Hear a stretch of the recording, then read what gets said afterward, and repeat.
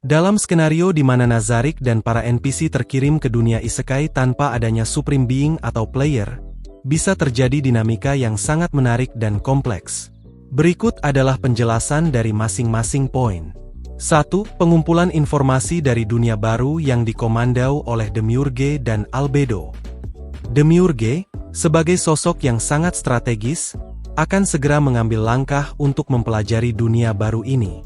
Ia mungkin akan menggunakan metode-metode manipulasi dan infiltrasi untuk mendapatkan informasi penting mengenai kekuatan, politik, dan sumber daya dunia baru. Albedo, sebagai tangan kanan dan pemimpin pertahanan Nazarick, akan memastikan semua strategi Demiurge berjalan sesuai rencana sambil mempertahankan keamanan Nazarick. 2. Pencarian Supreme Being.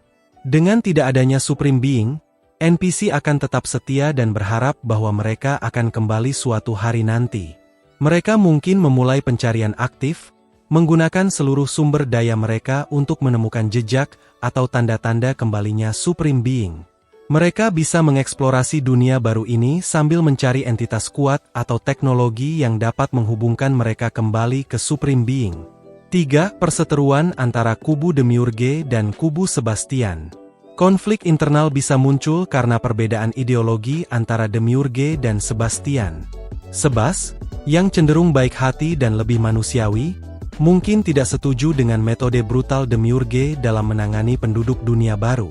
Kubu Sebas bisa menjadi suara yang menentang tindakan agresif, terutama jika tindakan tersebut menyebabkan penderitaan yang tidak perlu pada makhluk-makhluk lemah di dunia itu. Ini bisa memicu konflik terbuka atau intrik dalam tubuh Nazarick, meskipun pada akhirnya mereka semua masih tunduk pada kehendak Supreme Being. 4. Runtuhnya negara-negara yang dianggap ancaman dan punahnya umat manusia. Jika Demiurge menganggap umat manusia atau negara-negara tertentu sebagai ancaman bagi Nazarick, ia tidak akan ragu untuk memusnahkan mereka. Dengan kemampuan militer dan kekuatan supranatural yang dimiliki Nazarick, runtuhnya negara-negara yang dianggap ancaman hampir tak terhindarkan. Jika Demiurge mengambil alih peran sebagai penguasa, skenario genosida umat manusia bisa terjadi, karena ia lebih memandang makhluk lain sebagai pion atau alat. 5. Pengaktifan kekuatan penuh Rubedo melawan seluruh entitas terkuat seperti True Dragon Lord. Rubedo, sebagai NPC terkuat di Nazarick, hanya akan diaktifkan jika benar-benar diperlukan, seperti menghadapi ancaman besar seperti True Dragon Lord atau entitas kuat lainnya. Mengingat kekuatan penuh Rubedo bahkan melebihi Guardian Floor, kehadirannya bisa menjadi pemecah dalam peperangan besar. Aktivasi Rubedo mungkin menjadi tanda terakhir bahwa Nazarick telah mengeluarkan semua aset terkuatnya untuk melawan ancaman terbesar dunia baru. 6. Jika mereka memilih tetap di Nazarick. Jika para NPC memilih untuk tidak aktif keluar dari Nazarick, mereka mungkin akan lebih fokus pada mempertahankan benteng mereka. Mereka bisa memusnahkan siapa saja yang mencoba mendekat atau menyerang, tanpa perlu mengambil risiko meninggalkan tempat suci mereka.